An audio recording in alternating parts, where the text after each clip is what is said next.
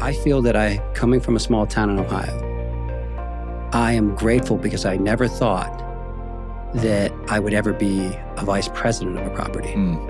I never, in my wildest dreams, thought I'd be the chief marketing officer for a property. So I look at the fact that I take none of it for granted, because when I look at where I come from and the fact that there was a 22-year-old college kid sitting in Ohio with no expectation of ever leaving Ohio, to now having the ability to walk into a $5 billion property every day and look around at everyone that is finding professional and personal growth around me and the things that we've been able to achieve in such a short period of time, like, that's happiness. You made it.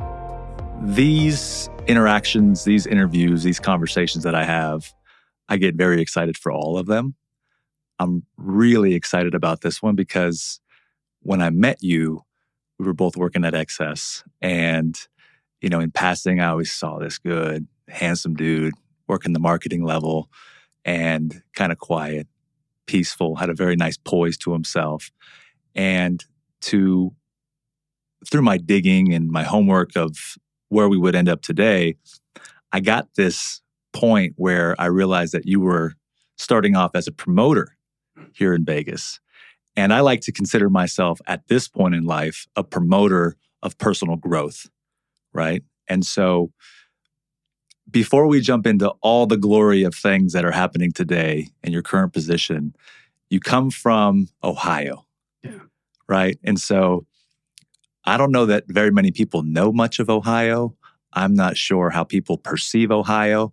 All I know is that Ronn Nicolli ended up in Las Vegas.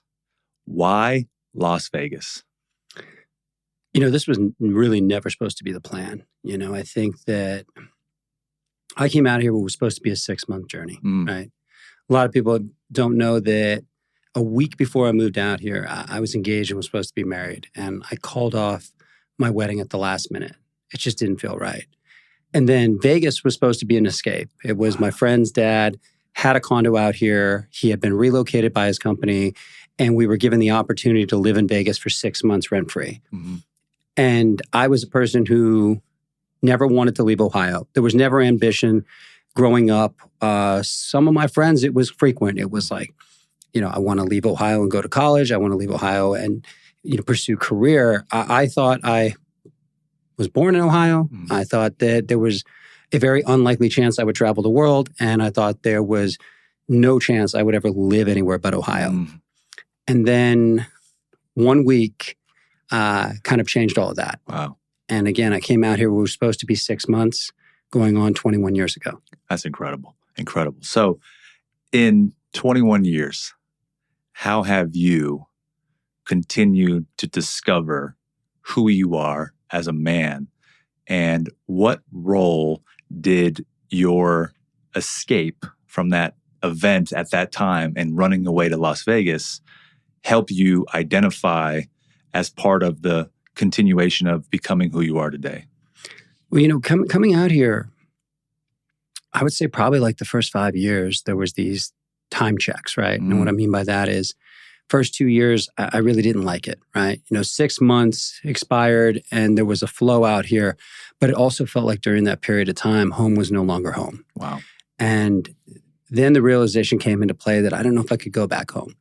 It felt like as soon as I left, there was kind of a disconnect from a lot of the people that I had grown up with.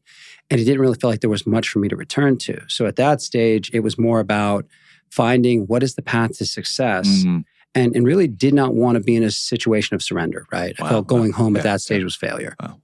So staying out here at that point, there was always timelines, right? And what I mean by that was taking the job initially at Labette before it became Trist, and then seeing the opportunity. I always thought there was expiration in that opportunity, right? Where, okay, this is great. Right. I'll make this a 3-year run. I'm going to save money at the end of the 3 years. I'm going back to Ohio. And then XS opened. Wow. And then XS was its own phenomenon, right? Yeah. And then I thought, okay, well, I've been doing this for 3 years. XS opened. Okay, maybe I can get another 5, right? But there was still it wasn't career, right? I looked at it, it was something I was passionate about, but it was a job. Right. But there was still an expiration to it. Sure. And at the end of that expiration, I was moving back home. So you were always focused on getting back to Ohio somehow. The first decade I was out here, that was somewhat the goal, right? The goal was make money, save money, enjoy. But it also, I think I would say one of the variables of the contributing factors was it took me a while to realize it was a career, right? And I think part of that was the small town mentality I came up from, right? Where I remember going home, and I actually avoided Ohio for about the first 4 years I was out here. And I went home and I remember trying to explain to someone what I did out here. And they just couldn't grasp it. And the thing they could grasp was being a bartender, right? They're like, oh, bartenders in Vegas make a lot of money. So I got to the point that when I would go home, I was telling people I was a bartender because it was easier to have a conversation than really try to explain what I was doing out here. And it kind of flowed from there. And keep in mind, this is a world without mass social media, right? We're talking at a time where MySpace and Facebook was starting to come together. So really your human interactions was the only way to really update with somebody, right? But, going home, again, there was always this progressive plan of, hey, at some point I'm going to end up back home. At some point, this is going to end, right? Very interesting to me because what I found out in your college years is that you actually went to school for advertising and marketing. Yeah. And here you are, and the irony of all of this, you came out here for a completely separate reason, went and jumped into this industry, and now have arrived at the CMO level of arguably one of the best resorts in the world, pun intended, right? And do you look at that as some sort of form of destiny, or laugh sometimes and say, I went to school for this. I didn't move out there for that reason to begin with, unless you did, and I didn't catch that. But now are in the spot of where you were going through school at that time in life. And it's quite shocking, but also such a story of inspiration to some extent, patched up with that form of, godly, that must have been a path that he was destined for. I think a lot of times people see the glamorous side, right? When I started in the nightlife industry out here, I was the flyer guy. I was the guy standing on Las Vegas Boulevard, passing out flyers next to the guys passing out the flyers for the escort services at the time, right? That was the big thing. And again, standing, shoulder to shoulder, passing out flyers, interacting with groups. And that was challenging because I'm not an outgoing person, right? I think that I have a high level of confidence and communication when it comes to business, but in social settings, I'm very reserved. And that was challenging because at the time, what I was educated in really was not a vertical in nightlife. Nightlife at that time was about grassroots marketing. It was all about promotions and peer-to-peer and the VIP team and finding girls around town. And this is the day club era. So we're going to every resort pool, right? Like the big thing was getting the keys, right? So as someone was leaving, if you found a key to go, an MGM key or a Mirage key, because then you would show that key as you walked up to the check-in area at the pool, and now you have access to now interact with the guest. And that took me out of my comfort zone. And the reality was it was about a year or a year and a half into working for Victor Dre and Jesse and Cy Waits that someone had told Victor that I went to school for marketing. And at that stage, I didn't even know if he knew my name, but he reached out and said, hey, I want to put this billboard up. Now, the one thing that I always stress, even when I'm talking to marketing professionals coming up, there was no course in school that said put a billboard up, right?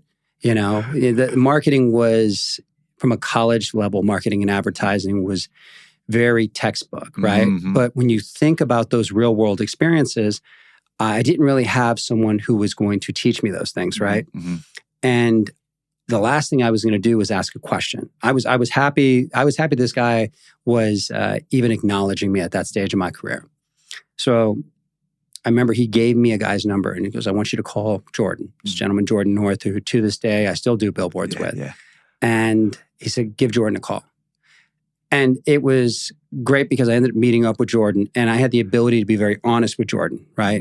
20-some-year-old kid from Ohio who is the flyer guy, street promoter, who, because there was acknowledgement of a marketing background, I'm now being asked to put a billboard up.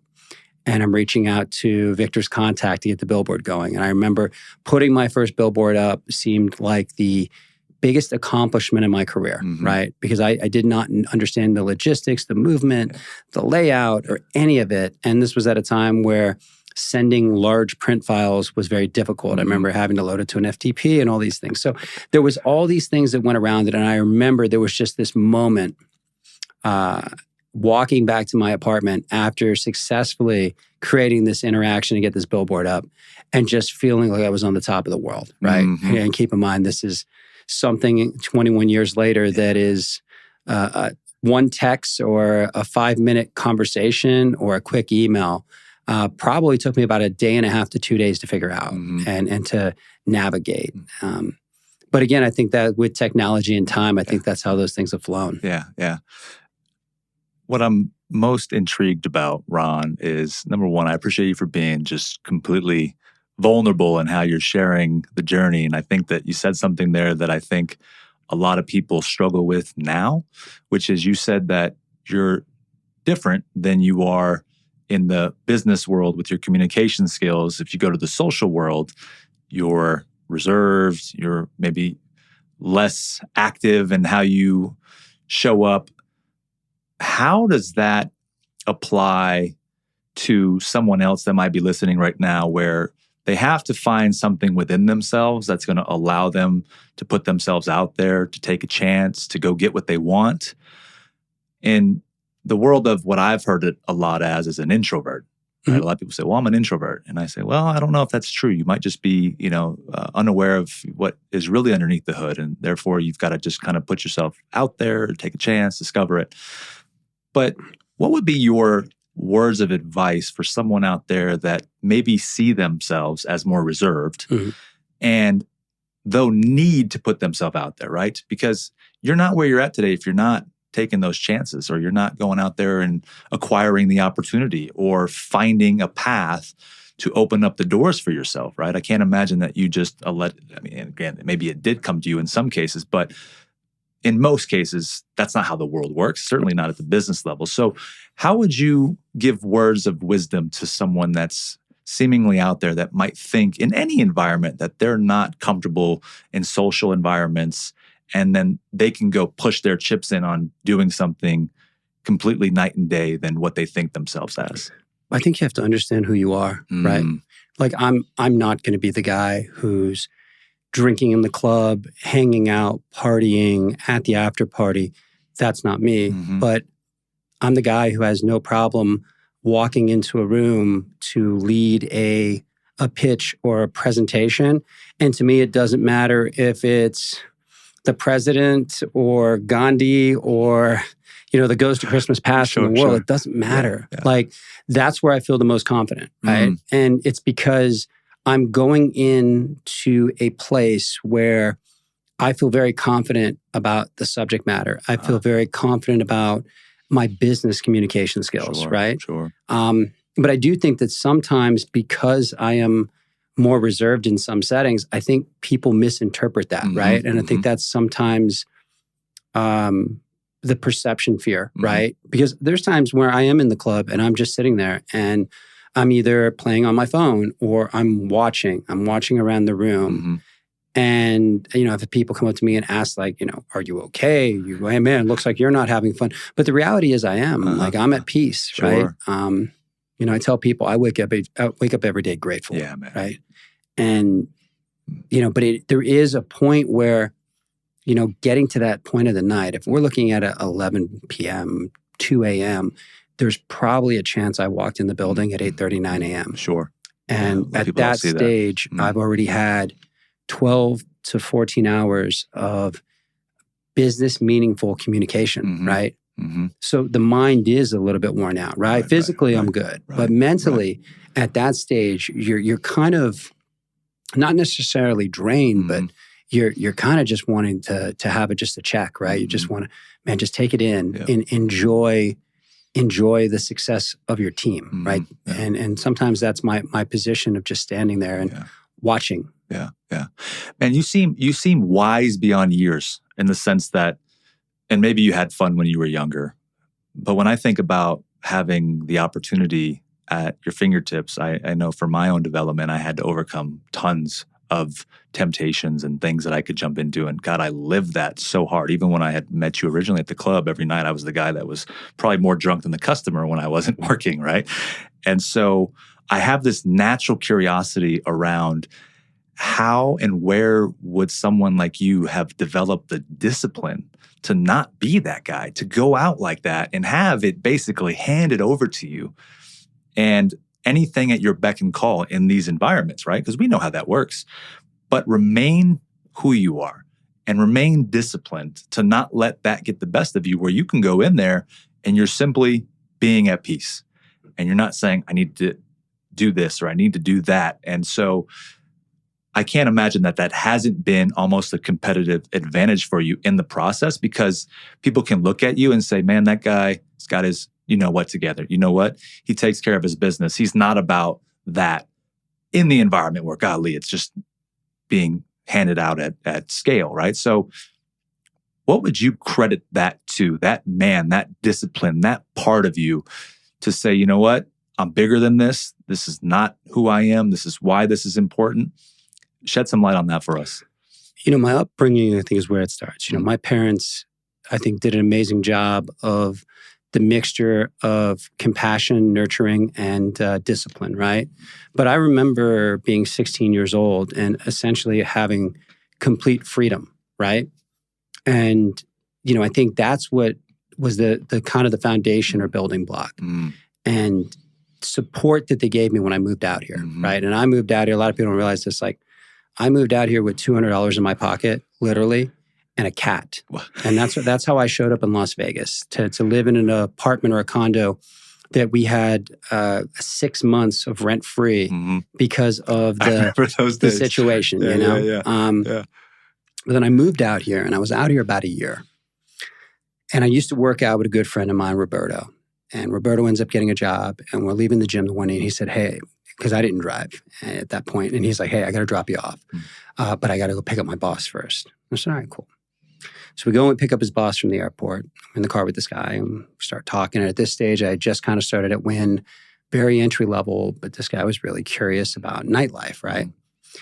Old casino guy. The Bennett family had been in the casino industry for, decades out here. So all of a sudden, I meet this guy, Scott Minke, and he kind of took me under his wing, right? So I come out here and, and honestly, at a certain stage, I didn't really have friends out here. The guys from Ohio that had come out here with me had all left. I was at the Wynn working, but I also didn't know how to balance the professional and personal side of the business, right? Right. I also did always look around the room in some sense and realized that my progressive competition was sitting in that room, right? And a lot of them possessed a skill set that was more outgoing. They had more ability to sell, right? And my education was in marketing. Right. But looking around the room, these were guys that, back in the day, the guys that were working on the VIP side of the business, that were running the doors at the nightclub, they were kind of gods out here.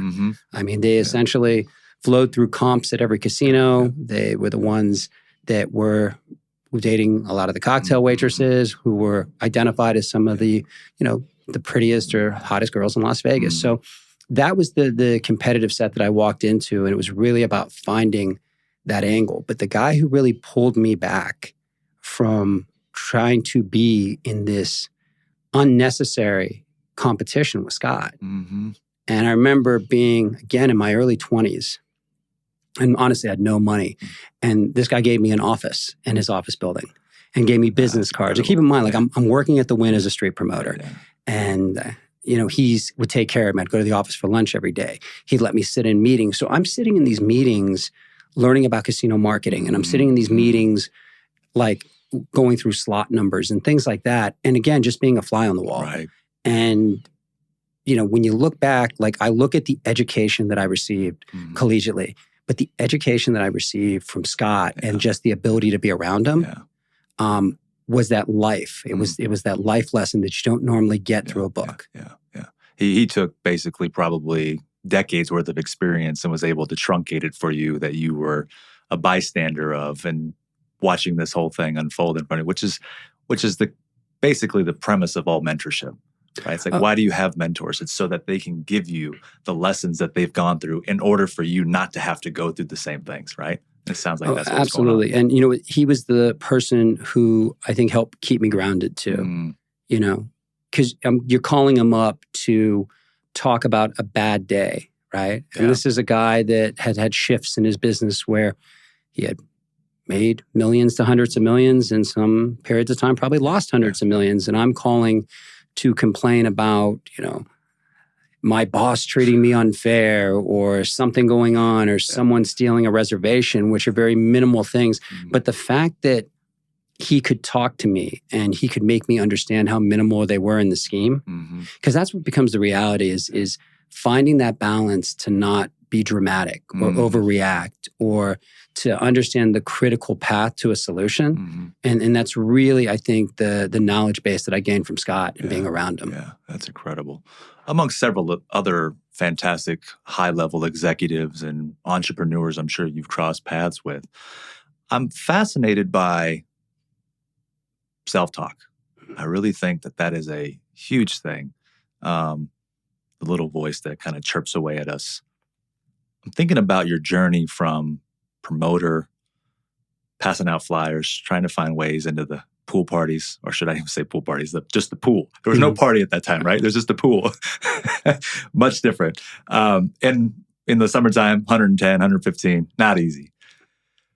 Are you having dialogue at every stage of your journey from that point, it's 2005, I think I read, ish, to today, where you're communicating internally with yourself? As you just said, you're a great communicator in business. How about the self-communication? What were you saying to yourself? And what were you, I'm glad you just shared the moment with Scott where you reached out to him and said, hey, my boss is being a pain in the you-know-what, or this is happening, and that's fantastic. But what else was being curated inside of your mind as you're discussing? Because self-talk can take you into a really bad, dark, deep hole, or it can propel you into success, ideally, like you're seeing today. So would you walk us through some of that? Yeah, I think one of the important stages that happened just a few years back was, the Lim family and Andrew Lee, who were the people who brought me into Resort World. I was progressing towards the journey of becoming the CMO, unknowingly, to be honest. Right. And they set me up with a life coach. And this life coach was in Singapore. And a gentleman named Alex Butt, and just amazing because he had a balance to him. He was an old Microsoft executive who then retired and went and lived in a monastery with monks. And really was able to have this perfect balance of business logic, but also spirituality. Right. And in meeting with him, there was some critical thinking paths and some kind of self-acknowledgement exercises that I use. And, I start every day with meditation, and I end every day with meditation. My end of the night meditation revolves around self-reflection. Right. And I will replay my day. Wow. Even our conversation now will be replayed later tonight. Yeah. I'll think about what I felt was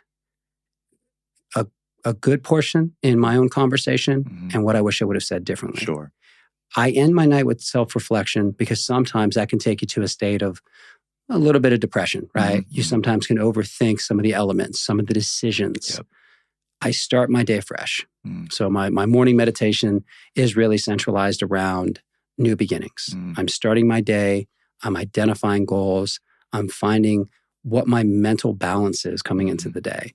And that's something that I've just practiced over the last couple of years.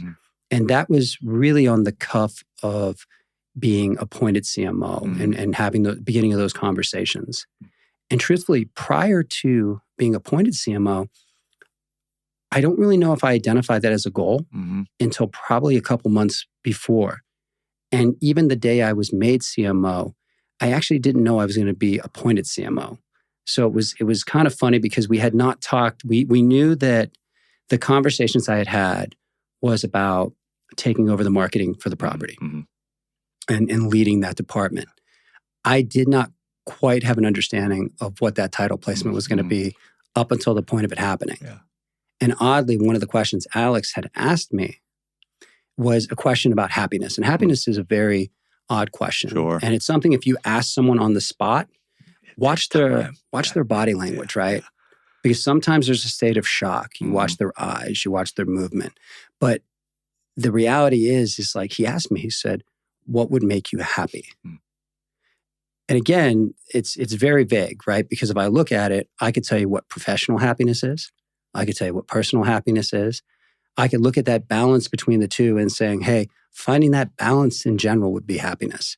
But when I focused on the professional side, I said, well, at some point, becoming a CMO would probably make me happy. And he's like, okay. He goes, but was that your goal? And I said, truthfully, I feel that coming from a small town in Ohio, I am grateful because I never thought that I would ever be a vice president of a property.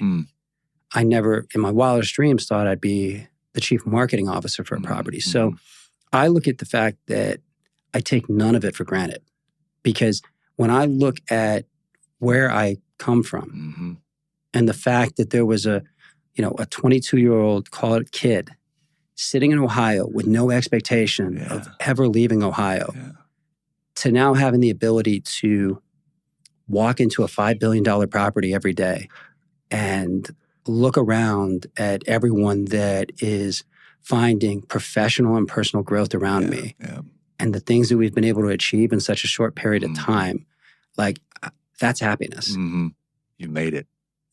Makes me think of the movie, The Pursuit of Happiness. Have you ever seen that movie? Yeah, it's arguably my most favorite movie of all time for so many different reasons. I'm glad you went there with that, and I think that the balance between the business and the spirituality means a lot. And I think that you just shed some additional light into what I think the world sees as an industry or a place in Vegas, that they question or they wonder whether or not the people are healthy, right? And I think you're proving that you are the example right here in this conversation, which is exactly what this whole show is about, man, which it's such a blessing to hear you say that. I'm curious, because you brought up the guy's name was Alex. Was it that the life coach? Yeah. You said the business logic and then the spirituality side. Can you elaborate a little bit more on a few of those kind of parameters so that you can maybe help us understand? Because I think a lot of people out there right now are actually considering their own routes and entrepreneurship, or they're in a business and maybe they're way too far-sighted on business. And so it seems you got brought to peace by this guy that had seemingly had all of the executive success at Microsoft and then came over here and got his life together in terms of in the middle. And so what were some of those uniquenesses or distinctions that man taught you in order to make it come to life, right? When I simplify the statement, before him, I was playing checkers. After him, I was playing chess. And what I mean by that is he had the ability for me to understand or be open-minded to understanding someone else's point of view. And in business, that becomes important. And in the understanding of a consumer for marketing, sometimes it was difficult, right? Like I go back to situations early in my career where someone would give me feedback on creative or a video or a marketing plan, and I would take it so personal, right? And I would be clouded by someone's feedback, even though in most cases I was the one asking. And then you start realizing and you open your mind to the fact that feedback on so many levels has value. And the reality is that feedback, especially in a marketing sense, if I sit around a room with 10 people and I get 10 elements or conversations of feedback, every one of them is an audience. Every one of them is a segmentation of someone I want to engage with. So their comment, their statement, their feelings, their body language is all being intaked. And that's where Alex really got me to open my mind because there was this closed-mindedness. Look, I think as we grow, right, and I've seen it happen, and it happened to me as well, you start getting titles, right? And I think when you get that first jump in title, you think it comes with this instant respect and power, and it really doesn't. It comes a lot of times with negativity. You know, I think sometimes when people in organizations are promoted, or I think sometimes when people leave organizations, there's this negative energy that floats around it, right? And I think it's happened a lot where we forgot how to celebrate people's success and celebrate the success of people around us. And that's another thing that I always wanted to as I grew into a leadership position, that was the culture that I wanted to create. Too many times we'd see someone leave a company and, you know, for the 10 years they were there, they were amazing. And then guess what? The week they were gone, the person was horrible. They didn't do anything. Like you're starting to devalue them because you were unable to accept that they made a decision for personal growth outside of the ecosystem. And the reality was it was about opening my mind and understanding human behavior and accepting it. Like I don't have to always agree with somebody, right? It's not about that, because I'll be honest, most of the time, if someone is always agreeing with you, then they're never really listening. And that was something that really stood out to me. And where Alex kind of opened my mind, it was situational. And I remember recapping in a notebook the conversations just in general, but it was more about my feelings and not the content of the conversations. And it was funny because there was times I'd leave the first conversations and they were essentially a complaint fest, right? Where I would get on and my utilization of that time was based on me complaining about things I disliked at my job, disliked in some of the decisions that were being made. And then as you get later into that notebook and you get later into the flow of our interactions, now there's positivity in that notebook. Now there's conversations. Now there's exercises of self-discovery. And it was funny because it wasn't like he changed his approach.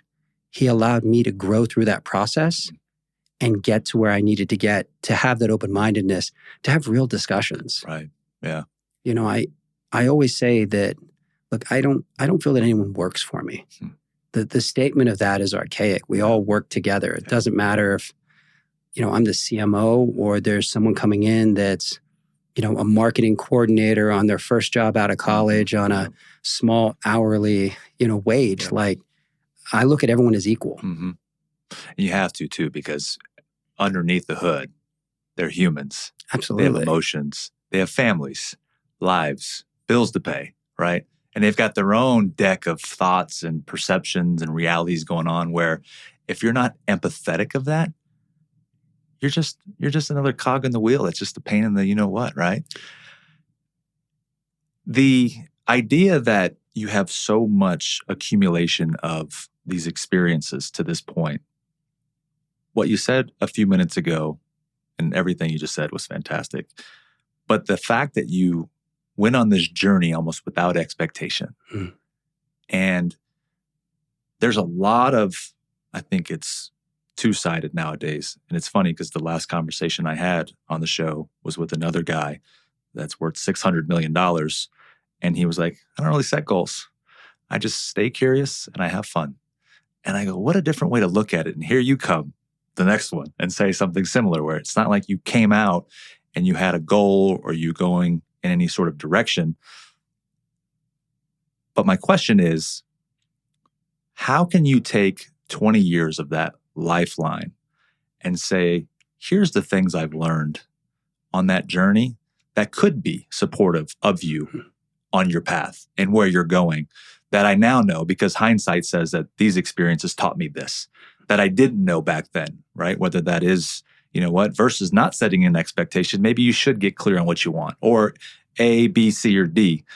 I'm curious about what you would answer to that in terms of calculating all of the experiential wisdom that you've collected and now saying, hey, you know what, you're on your way up. And it could be as a marketing professional, it could be in terms of someone wanting to become an executive at a hotel or just any company or just life? Because clearly you have a lot of experience in that format as well. So what would you say, sort of backlogging all of that wisdom and trying to bring it to the front of now where somebody could set themselves on a good journey? I would think that one of the most important things is you can't hyper-focus on others, right? Yeah. And I think that's sometimes the challenge, right? Especially as you're growing, is it's not being grateful for what you have, concentrating on what you don't. And I think that negativity sometimes holds people down, right? And it's the nature to which like someone's succeeding somewhere, right? Or I always look at it in this environment of competition, right? Yeah. Every time something new opens, someone tries to stir the pot and they're like, oh, well, what do you feel about that? And the truth is, I always feel happiness. I was asked about the Fontainebleau upcoming opening, right? And I love the fact, in true sincerity, that we're going to have another property on the north side of the Strip. Absolutely.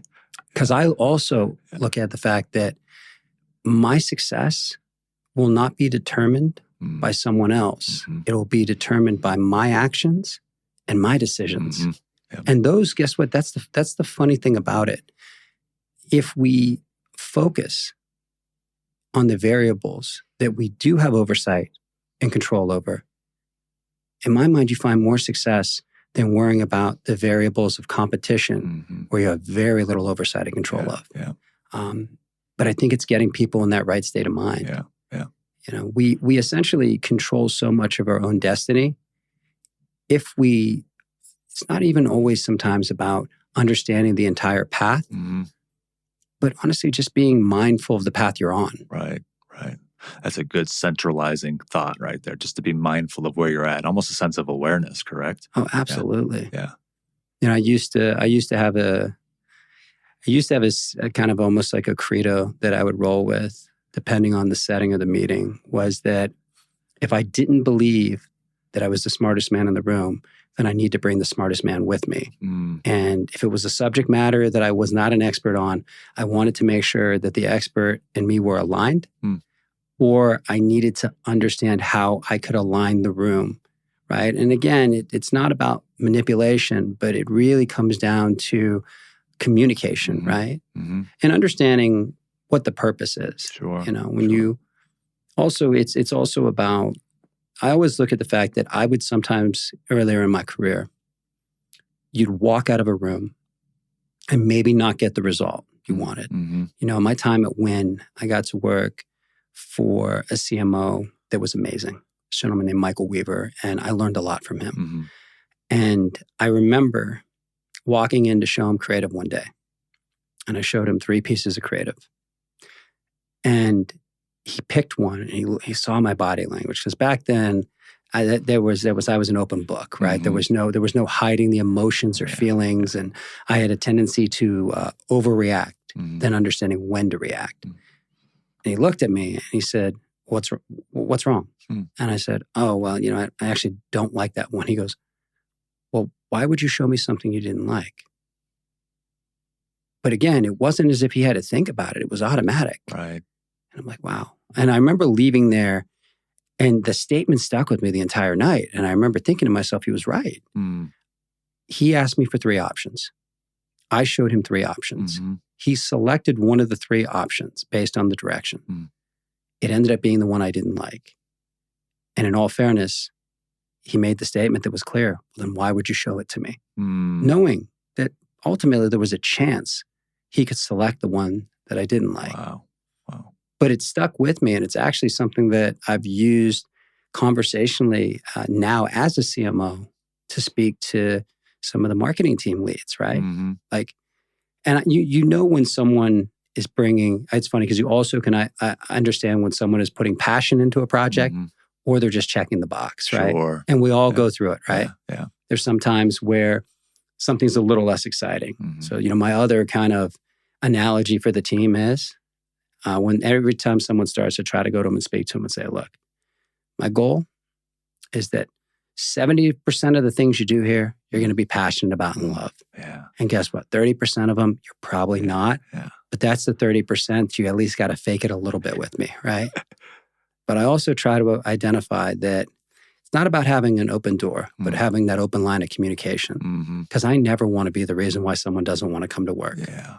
Because I've also been in that situation where you go through patches professionally. The getting up in the morning is tough. And motivating yourself to go in is tough. And that's a really horrible feeling. Yeah. And, something you touched on is understanding that everyone has variables around them, right? Like you can't just imagine that someone in the office, even though it is a career and at some points a lifestyle, that they don't have a life outside of that building. And those variables will affect their behavior. It will affect their emotion, their feeling. And sometimes there is going to be displacement of that, right? But taking that into consideration. Sure. You never really know what someone's going through in their personal life. For some people, walking into a building for 8 to 10 hours a day becomes more of a sanctuary. Yeah. Plus an escape possibly too, Absolutely. right? Or either or. So how do you take that person right there? Let's go there with that, right? And that person is living their day-to-day life and maybe they're not happy. Maybe they are. Maybe they're running from a fight that they had with their partner. Maybe their kids are sick and they don't know what to do, but they got to go to work. How do you encourage that person that we're just describing right there to get in control and say, what, I need to reorient my mind this way, or I can take a look at my job as a, place of gratitude or whatever that might be? How do we serve up the solution to that individual that has that scenario in a world where there are so many things going on? Let's imagine you step into your coaching shoes right now and you got your teams or people and you sit them in most private space in the office and, maybe this isn't something you even talk about from a corporate level as much as it is just a human to human level. What do you tell them? Well, first it comes down to,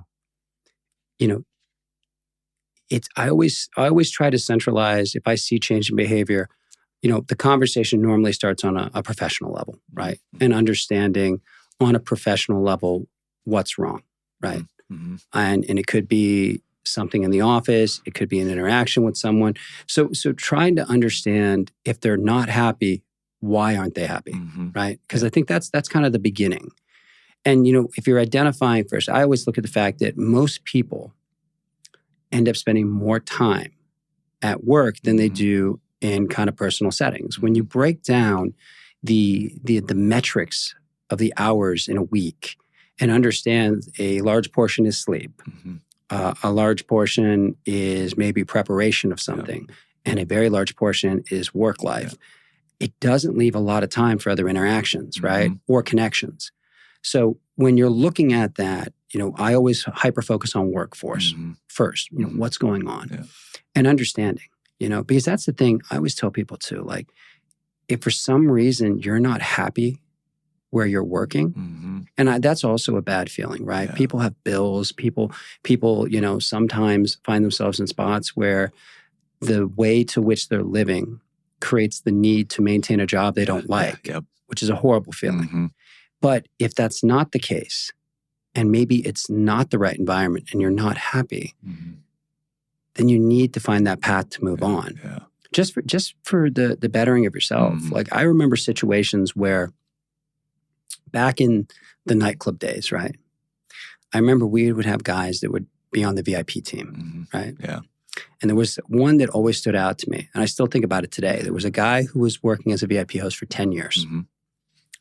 Never sold anything. Horrible numbers, but everyone liked him. Wow. Everyone liked him, was a great guy. And I remember when I'd ask questions about his numbers, say, oh, well, so-and-so's a utility player. He does a lot of good things around the club. He does this. And it was like, because he was well-liked and had this great personality and was really great with people, but just couldn't find the path to go out there and find the business on his own, we kept him in that position for 10 years. Now, in the 10 years he was there, we didn't grow him. We didn't train him. We didn't educate him. We didn't evolve him. Now, all of a sudden, one day we decide to part ways with him. Now, all of a sudden, being the utility player didn't matter as much. Right. What was next? We now have taken this person and taken a large portion of their adult life, 10 years, And we haven't set them up for success. If anything, we've set them back. We've reverted them. Yep. And I remember that always stuck with me because it made me feel that in most instances, people are coming into a company and based on decision and selections, they want to understand growth. Right? It's a question that comes up very frequently. Absolutely. And growth path is something that I always like to concentrate on, right? Because reality is it's not a one-sided street. Right. There's mutuality in developing a growth plan. And the one thing that will never resonate, and I would say in the new corporate America, is what I call time served, right? Someone walks in and says, I've been here 5 years, I deserve. Yeah. The one thing I will say from an advice perspective is I've never asked for a raise in my life. I've never asked for a promotion. If somebody wasn't recognized the need in my value to maintain a reward, then guess what? I had to work harder. Right. Because if I wasn't creating the value and perception, then I wasn't in the visual state of success. Perception is odd too, though. You know, I remember a lot of times without the need to, I would come to the club at night because there was this perception if you weren't at the club, you weren't working.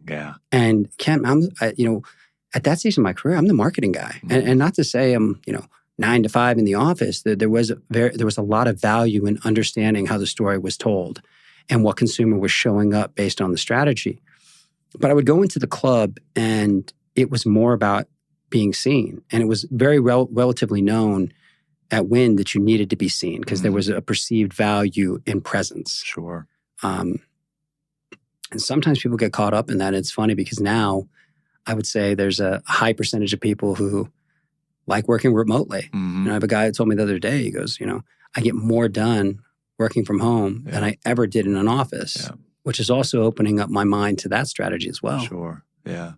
It goes to show you that it's just no one way to have it done properly, right? But to your point earlier where you said if you didn't get the eye or were seen, you made it a point to create that for yourself, which is exactly what you were just saying earlier, which was you got to go out there and, in essence, earn the right to something, right? And make it your own, which part of your journey has demonstrated that.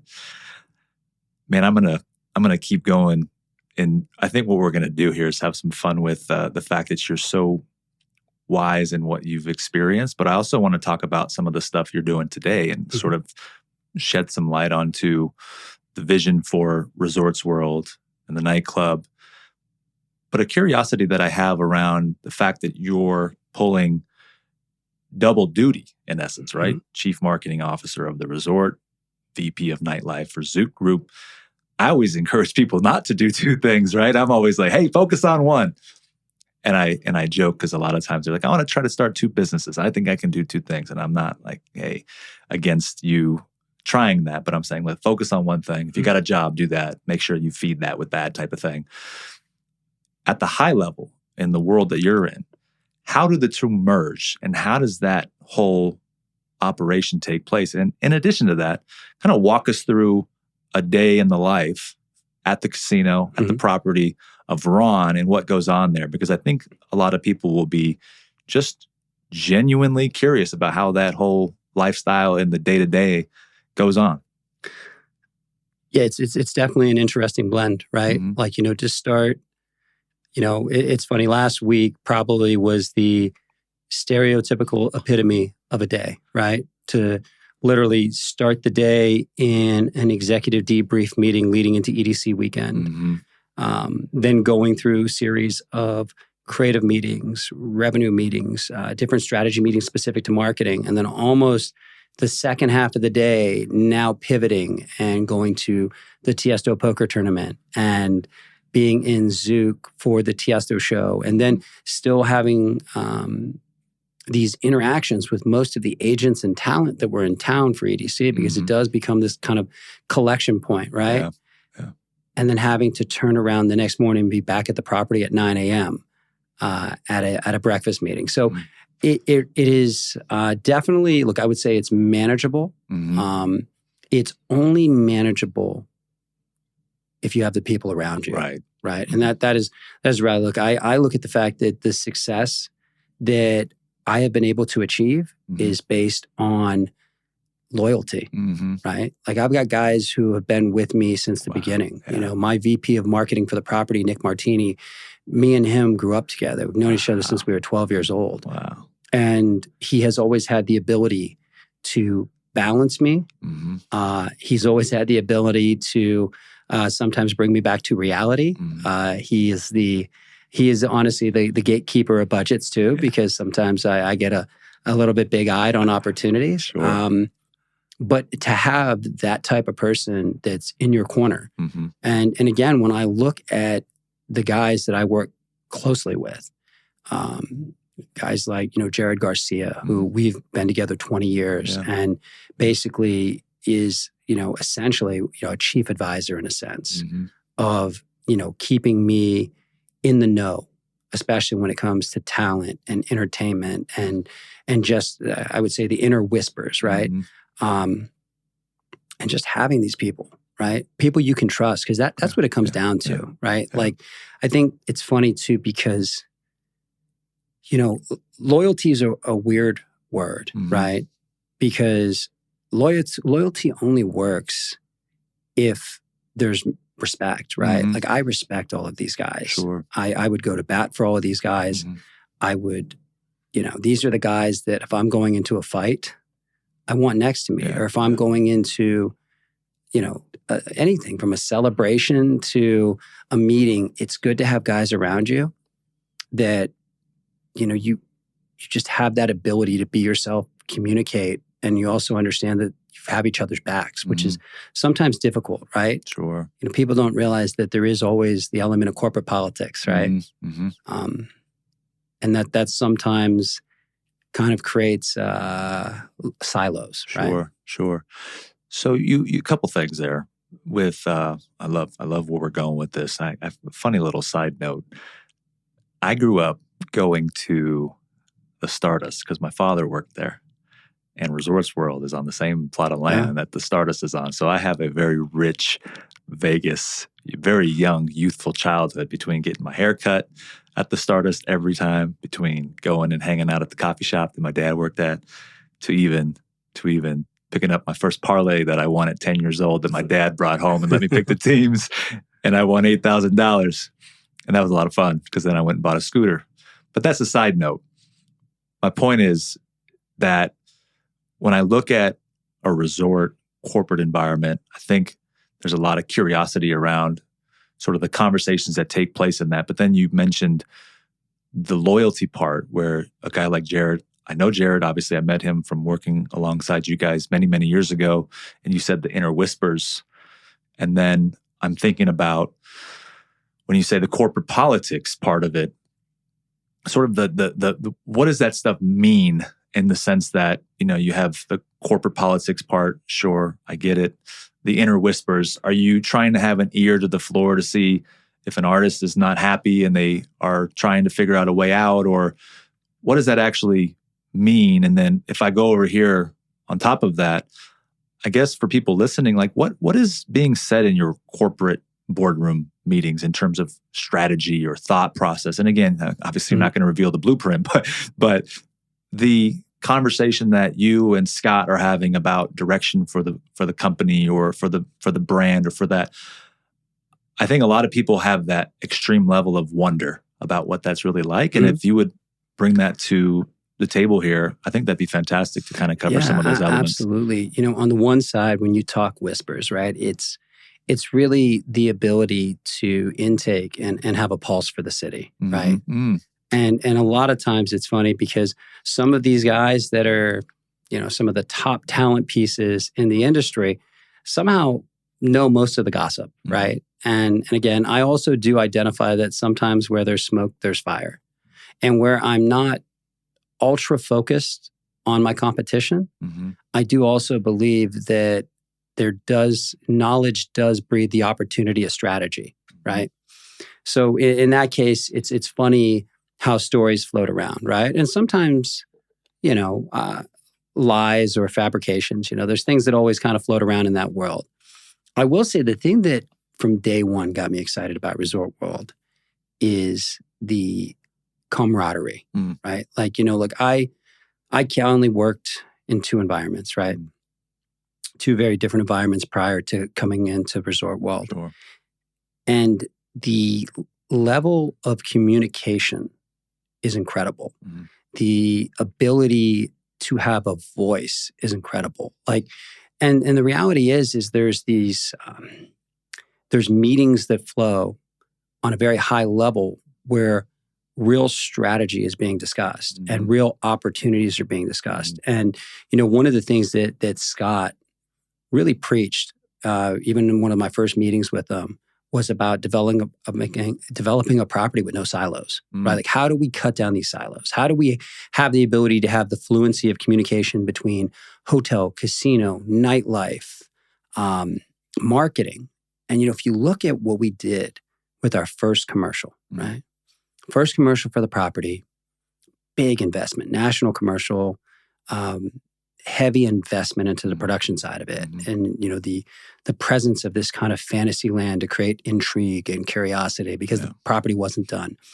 And we wanted to make a statement that we were one property. Right. So all of a sudden we take Zed and Tiesto, we take Celine, Katy Perry, Luke Bryant, Carrie Underwood, we put them in one commercial. And we take our partnership with Zouk Group, we take our partnership with AEG, we merge it into an entertainment-focused campaign, right?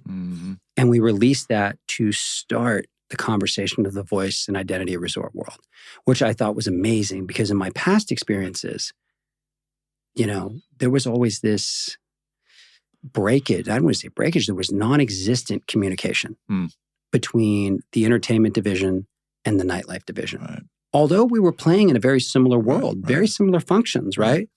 The functions of success and strategies were similar.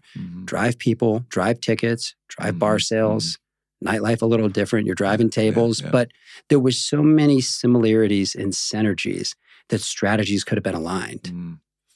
And I do think that's also where I was able to help propel myself was the fact that I was kind of this conduit, especially in the beginning. Like we came in and the team was essentially a hodgepodge, right? If you think about it, got some guys from MGM, got some guys from Cosmo, from Wynn, Venetian Palazzo from overseas, and we're being put into a room at some points during the pandemic where you had very minimal interactions, but we're all interacting with each other. And look, it's a testament to Scott's leadership and the chairman's vision because a lot of people sometimes, I don't think, give the property enough credit.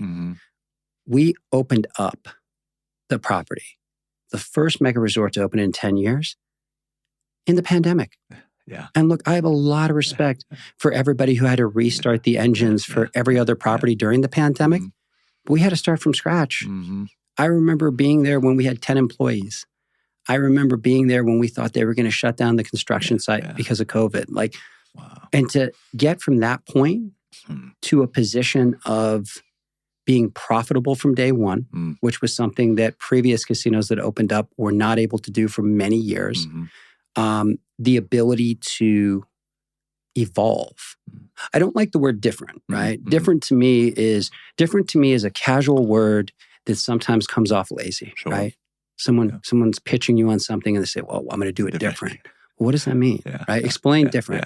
I can explain evolved.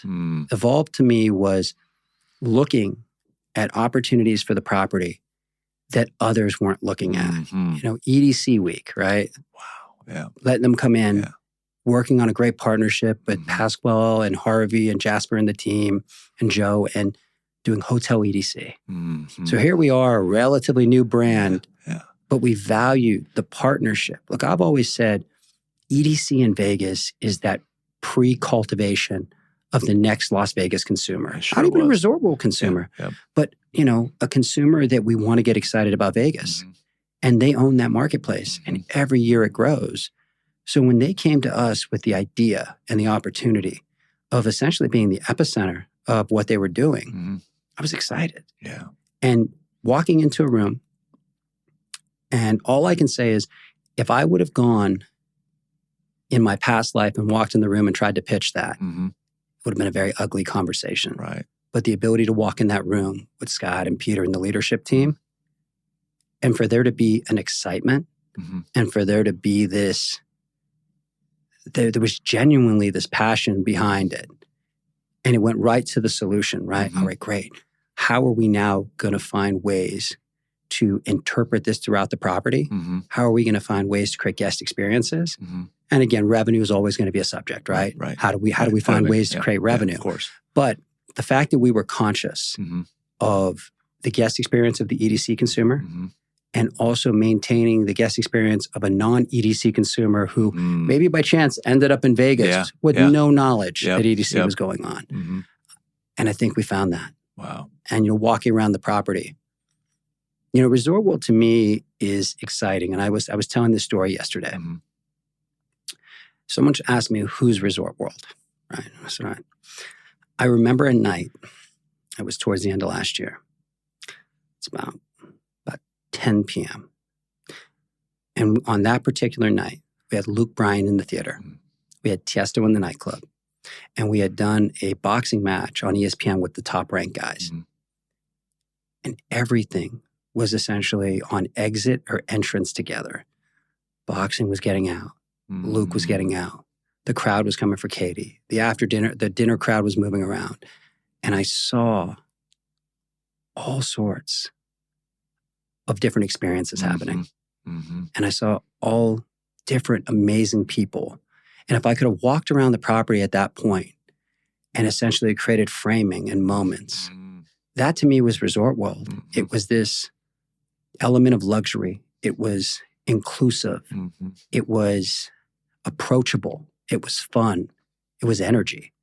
And I remember walking around that night and there was a sense of pride because to me, the 18 months of struggles to get to that point, the 2 years on a construction site, the variables and unknown of the world, and to be able to walk around that property on that night and see the energy and the interactions, that to me was identity and that was also success. Yeah. What a beautiful moment. What a beautiful moment. It was amazing. Yeah. Was there concern with you all at the leadership level that you were this property on its own on the north side of the strip and the thought of, we need to get people here. We've got to get people to come from down here in the middle or even south or even what was formerly known as kind of like the top Win Encore, like north part of the strip to now come to the property because you're not getting any traffic coming from the north, unless you are, then I don't know. And it's just, I'm not that guy that's over trying to paint demographics or anything or logistics, but that thought process of figuring out how do we do it, like you said, with such a visionary approach that people would want to come here, even though it's not a convenience like a lot of other properties. Oh, no, we understood we were kind of on an island. But we accepted that. And we accepted that now you have to find reasons to bring people to the island. Entertainment was a big part of that. When you look at what we even did, we identified capture points, right? And I mean, capture, it's a tough word, but it's, call it consumer excitement, right? And I think that was one of the things we did really good. The marketing was strong on the entertainment side, having these opportunities, working with Travis Scott, working with Post Malone, doing acts that were probably too big to play in a nightclub, but going out and booking them and doing these opportunities. We said to ourselves, we need to have enough moments to create the curiosity. Curiosity is what's going to lead to a consumer decision and a consumer action. The other thing was, I do believe that there was misconception, right? I think floating around, even myself prior to joining, I'm hearing stories of panda exhibits and Great Walls of China and all of this. So it's like, I think that the consumer messaging, and look, the previous marketing team that was there, they didn't have the runway, right? If you think about it, when you look at openings of something of this size, there probably would have been a pretty ramped up 18-month plan. There was no way to message. The world was not in a state with people sick and dying and out of work to say, hey, we got this brand new shiny toy in Las Vegas, the entertainment capital of the world. So they were put into a situation to compile 18 months of marketing, data collection opportunity into 6 weeks. And then we open. And 3 months later, Omicron happens. And then all of a sudden we have to turn the engine back off a little. Then were the challenges. from the outside, I don't think people understand how great of an accomplishment. Mm-hmm. You know, we've had amazing success in the absence of a long runway of marketing, in the absence of a domestic database, in the opportunity that we had great partners. Like when I look at guys like Tiesto and Zed, or DJ Snake, or Deadmau5, or Travis, or Post, all of them came in to really be almost ambassadors of the property. And that's what we leaned into. Wow. We said, we understand that our first conversation was entertainment. Yeah. So how do we really get these guys to help be part of that communication? And everyone was more than willing. Everyone kind of jumped aboard to really be ambassadors of the brand. Wow. And then having that same touch point on the theater side with AEG. And now to see where we've grown. I mean, I'll be honest, we've got a great weekend coming up with Kevin Hart, with Heartbeat. Yeah. Kevin and his team, Kevin and Jeff on the Kevin team are amazing. Like truly, like, you know, I remember reaching out to Jeff's team and saying, hey, we want to film this creative content piece with Kevin on property. Keep in mind, Kevin Hart, top 10 in the world in social media following. Yeah. Kevin Hart, movie after movie. He's a huge star. Yeah, sure. You know, Kevin doesn't have a lot of time, but he wants to make it work. And I call my team and say, hey guys, we got to write it. We got to get the treatment ready because Kevin just said yes. And the fact that Kevin is filming this content with our team. And we didn't, you know, that's the one thing. We've always grown a multimedia team in-house and the ability to dream these ideas. And a guy like, you know, Mike Riley, again, another guy's been with me 15 years, to go to Mike and say, hey, Mike, you got to be the wizard on this one. How are we gonna shoot a whole segment with Kevin Hart in 90 minutes? But think about how exciting that is for these guys as well. Oh man. And again, but it's that type of partnership. But again, I'm telling you, it starts from the top. You know, the fact that not just Scott, but the chairman of the company, you know, walks around the property. He sees the property. He is an active communicator. He's also a very active listener. The fact that he'll come into the club and want to see human interaction, loves experiences, is a huge experience guy. That's great for me because I'm an experienced guy. So going in and having leadership that thinks in that same manner, and even his son Huey is, you know, he's an apple from the same tree. Yeah. You know, I don't tell the story very often, but you know, I was looking for what was next. And Huey Lim, Andrew Lee, and this gentleman named Joe, they were coming to Vegas. And I was going to meet them. We had kind of casually talked. I was introduced through a friend. And casually we're talking. And we went to dinner. And I ended up bringing my wife because there was at some point in the conversation, I thought that Huey was bringing his girlfriend, who is now his wife. I thought she was coming to the dinner, and I was kind of trying to balance it out. So I show up with my wife, and it was just all guys and my wife. And I think actually Huey's brother Louis was also there. And we go to Mr. Chow's, and we're sitting at this dinner, and I just had a great feeling. And I remember the energy at the table and the interaction and how down to earth they were. I'm sitting here with billionaires, right? And I'm sitting here with billionaires that will be running this company. And in all aspects, Vegas is his property. And nicest guy in the world. Very in tuned and communicating with me and having real conversations. And again, in some aspects, this was a job interview, but it felt more like a social function. And really, I remember leaving that dinner and talking to my wife, and I'm like, man, something felt great about that. You know, and again, I also was realistic. Like, not every day is going to feel like that. But the fact that I know at the best day it's going to feel like that, that's an amazing feeling. Yeah. I don't want to keep you here all day. I'm sure you've got places to go and things to do, but I could. I just want to sort of wind this up because the direction we're going, we could continue this for hours. And I just feel a supreme level of appreciation for how you're bringing us on the journey of Ronn and giving us the insight into, I feel like, the glory that you have for what you're doing right now, and that special feeling that you just shared through that story alone carries a lot of purpose to it. And, in these conversations, you can always go in so many different directions, but I feel like we've covered a lot of ground and you've done a phenomenal job. And I couldn't be more thankful that you were willing to take time out of your day, bring a lovely team member over here with you to be a part of it. And I know you've got to be out of here shortly. I do have a few things left. I kind of want to bring it home with this concept of, in life, you just did such a great job of bringing to the listeners and even to myself, Ron, the idea of, with the story of the chairman right here and Scott and you and the whole team, everybody a part of this magic that you all have created at the property, a vision to life, bringing the vision to life. As we wrap up here, how could we sum up for the listener out there that's taking their own world, right? And they're creating this fantasy land or this example for life that they want to live, this extraordinary life, and they want to have this experience.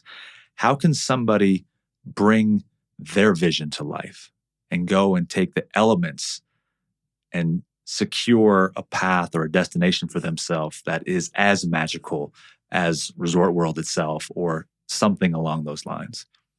I mean, I think it starts with positivity, right? And I know it's like a very potentially bland or repetitive thing that is said, but what I mean by that is if you focus on the negative elements around you, it will pull the focus from the positivity that you need.